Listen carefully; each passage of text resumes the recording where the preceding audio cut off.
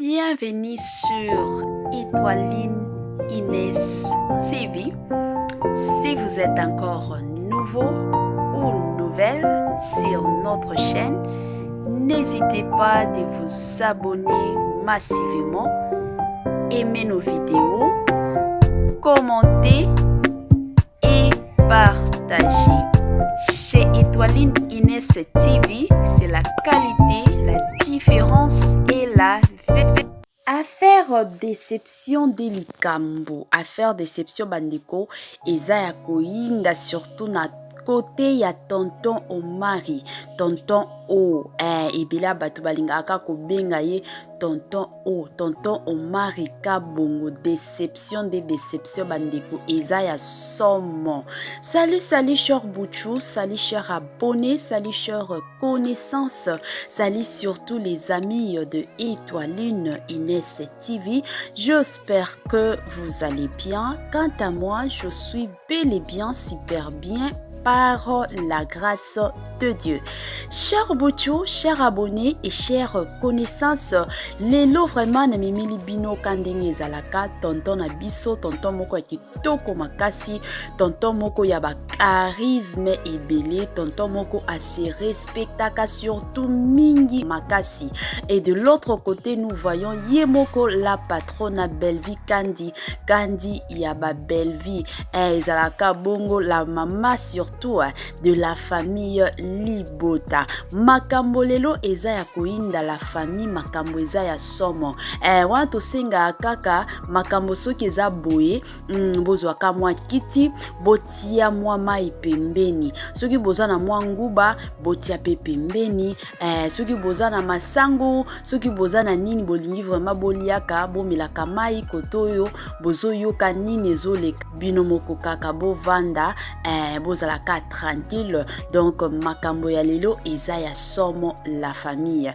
Avant to banda kandenge ezalaka, tolingaka vraiment ko sensibiliser surtout na batu ya sika. Si c'est la toute première fois ya kokota surtout na chaîne na biso, chaîne moko ya kitoko makasi, chaîne moko ya toli ya kosakana te, chaîne moko ya ba analyse et pourquoi pas chaîne moko ya ba information. En tout cas, to senga na bino kandenge ezalaka, bo s'abonner, bo commenter pe, bo aimer pe vidéo bandeko, bo sala moi partage. Toro yo no sensibiliser na batu, to sala partage surtout ya vidéo oyo et ko sala biso oyo tolobaka chaque jour. Toko c'est makasi. Alors la famille yalelo vraiment eza ya koinda, eza totalement ya koinda bandeko, eza ya somo.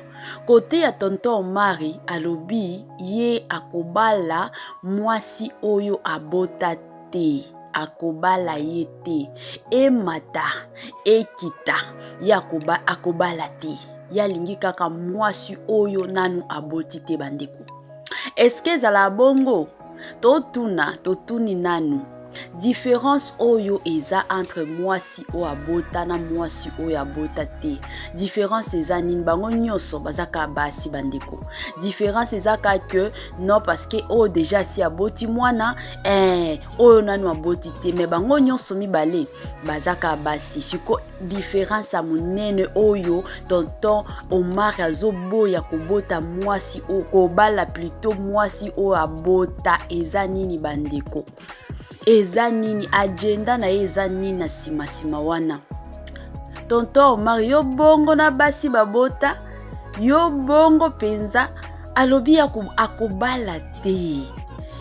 Ye puis ya kokamwa eza que mwasi na ya liboso azalika na mwana moko aboye, et puis mwasi wana azande mwana ya pire copine ya mama na ye.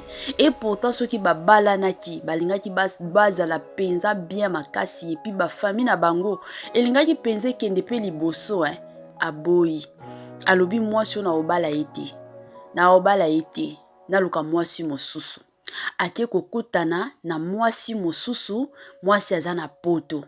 Balingani bino moko boyebi kaka ba amour ya distance ndenge zalaka bolingo na bolingo jusqu'à ce que mwasi aye ko se décider alobi te nazonga nanga nazonga kino comme ça nakutana na mobali. Et c'est vrai, tango aye koya kina aye ko visiter bandeko aye kokutana na mobali, il faut komona niveau ya bolingo.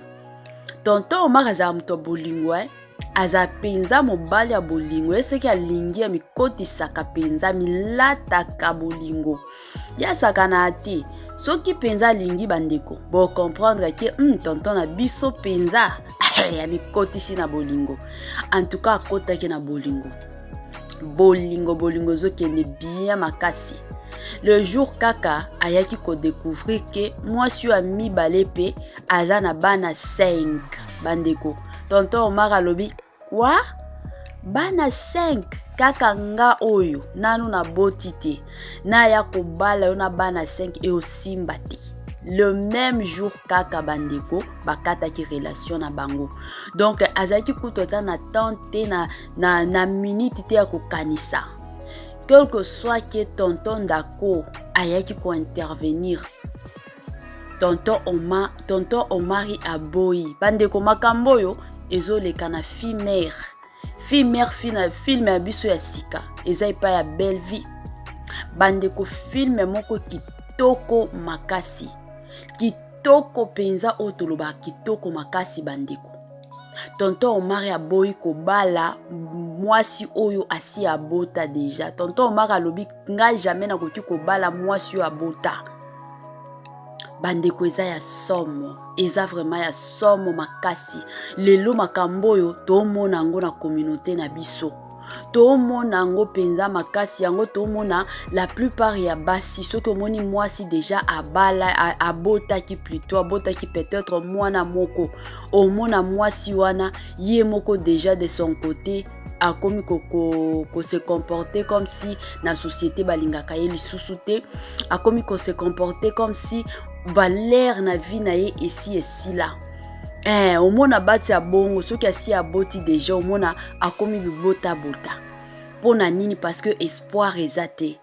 Espoir ezate ye moko azokanisa que comme na boti boye c'est comme si na yebi ebele na ozwa lisusu mobali akobala ngate. Bandeko lelo na ye kopesa surtout conseil na ba fille mère o nyonso ba olanda émission na biso. En tout cas bo perdre nini na espoir na bino te bandeko. Bo perdre ka espoir na bino te. Eza na bandeko mosusu o babota bayeba kiteke makambo ezokende na kokendo bota bayeba ki na bango te. Mais ko bota wana eye kaka.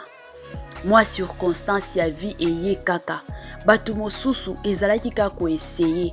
Peut-être ba camarade na ba ko ebetela ye lisolo moni mobali eza boye ye pa lobi okenga pena meka na komeka na zemi ezokota batu ebele ekomi bongo bandeko. Siko ce que se retrouver surtout na situation ya bongo bandeko na ye vraiment ko encourager yo ko se décourager te. En tout cas, prends soin na yo moko, zwa prenza soin na yo kandingo mando zwa. Eko se néglige ata mukete, koloba te ke peut-être na ozwa nanga mobali te. Ozwa na yo mobali oyo penza koya konore yo. Ozwa penza mobali ya kitoko oyo ya kovandisa yo na ndako ya libala. Ko se douter te bandeko lelo to mona iza na batu mosusu 5 bana babali 5 bana bandeko ke dur yo zaka na mwana moko ko kataka espoir na yo te ko se négligeaka te ko mitika katikaka te kandenge ozalaki mwasi ya kitoko continue kozalaka bongo mwasi ya kitoko. Wana conseil penza na ye penza kopesa bino na ye pe ko encourager bino na miso nzambe boza pe na valeur ya makasi. Eza na bato ebele lelo baboya kobota me balongola bazemi balongola soki ba 10 zemi soki ba 20 zemi mais yo peut-être ondimi kobota mwana moko ondimi kobota bana wana mibale. Parce que lobby to après lobby bandeko toyebaka te. Peut-être bana wana ba ozala ba ministre, bana wana ba ozala ba président, bana wana ba ozala ba gouverneur. Moko ezala bongo. Et puis soki okutani na mobali, mama, kobomba bana na yo te. soki mobali penza alingi yo mobali alobi na lingi na bala yo bandeko soki aza mobali ya bolingo aolinga yo epe aolinga na bana na yo bosala neti bandeko mosusu neti basalaka omoni ya boti boye akomi kobomba bana na ye azoloba eza baleki nanga eza ya pasi okoti na ndako libala après quelque temps vérité faut sikoyo ebima okomi kotuna tuna batu na sala nini na sala ndenge nini eza ya pasi mwana na yo aza mwana na yo makila na yo aza makila na yo soki mobali wana aye alingi abala yo yebisi eke naza na mwana ase retire yeba ke mobali wana azaki mobali ya vi na yo soki aza penza mobali ya vi na yo bandeko ata soki akiti ata soki amati aozalaka mobali na yo eza na bato ebele lelo babota bana soki 5 soki 4 lelo baza na bandako ya libala epi mibali na bango bazo respectaka bango makasi alors bomipesa valeur bomipesa surtout valeur bandeko ya mabe eza que soki omoni ke obotaki oza kaka en relation na papa ya mwana na yo wana nde ezala mabe makasi yango ememaka ba confusion ebele na bandako ya mabala soki omoni ke en tout cas na mobali oyo kosimba te na obala ye te to obala na te nalingi nanga mobali mosusu en tout cas rassure-toi que en tout cas relation ya yo na ya papa ya mwana na yo bokatango pourvu que tango okota na relation na yo ya sika makambo nyonso ekende bien wana pe conseil parce que toyebi basi ebele ya basi lelo omona boye papa ya mwana na ye koto yazaka muke pesanga mbongo ya mwana pesanga boye bazobimaka pe mais koto oyo pe alingi ya bala sikotongo koti na ndako ya libala akomi kobima na ex na ye yango lelo ebele ya batu bakomi kofinga basi o basi babali ke no basi baboti kobala mwasi wana te soki obali o memaka ngambo na couple na yo alors ba mama bandeko nanga basi ba fille mère de partout o bolanda biso en tout cas bo se négligeaka te bo se limitaka pe te mais bozala nde basi moko ya principe de vie bozala basi moko oyo otelemo olobi ngana papa ya mwana nanga esila c'est fini oto mona na soki na restaurant boy o sala boye bote esila nango nasi na s'engager nanga na mutu mosusu en tout cas coup de chapeau surtout à notre la patronne surtout la maman de la famille Libota coup de chapeau pour na film oyo film ezalaki totalement kitoko makasi éduquer ebele ya batu et édifier pe ebele ya batu et surtout je m'excuse, bravo surtout à notre tonton de l'X, tonton moko ya ba charisme ebele, tonton moko ajouaka pe kitoko makasi, tonton Omari, en tout cas rôle oyo o jouer yango kitoko makasi. Nous sommes tellement fiers de vous par notre tonton. En tout cas, continuez toujours musalaka bongo façon zo jouer. Zambe alola a continuer surtout les sous kobaki samayele a continuer surtout kobaki sa moi sagesse, kobaki sa intelligence pour que obanda comme s'incarner les sous kitoko makasi.